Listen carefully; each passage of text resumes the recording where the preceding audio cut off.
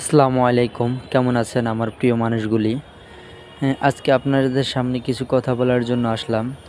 আসলে আমাদের মধ্যে এমন কিছু লোক আছে যারা আপনাকে খুব ভালোবাসে, আবার যখন আপনার থেকে একটু ১৯-২০ হবে তখন আপনাকে ভালোবাসা সব ধুয়ে মুছে দিয়ে আপনাকে ছেড়ে চলে যাবে। তাই আসলে ফেসবুকে এমন কিছু বন্ধু থাকবে যারা আপনাকে ভালোবাসা দেখাবে এবং আপনাকে লোভ দেখাবে। দেখানোর পরে যখন তার স্বার্থ আদায় শেষ হয়ে যাবে সে কিন্তু তখন আপনাকে ভুলে আপনাকে আনফলো করে চলে যাবে। তাই আপনারা হাল ছাড়বেন না। মানুষ জীবনে বড় হতে গেলে তার ভালো মন্দ দুটাই কিন্তু থাকবে। তাই বলে কিন্তু কাউ হাল ছাড়া যাবে না। কারণ আপনি যখন সফলভাবে কাজ করবেন তখন কিন্তু একদিন আপনার সফলতা আসবেই।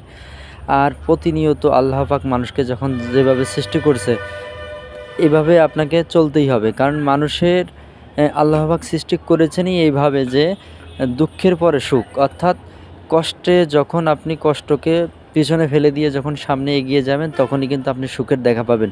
তাই কখনো সামনে কষ্ট আসলে হতাশ হবেন না। এগিয়ে যান, ইনশাল্লাহ সফলতা একদিন আসবেই।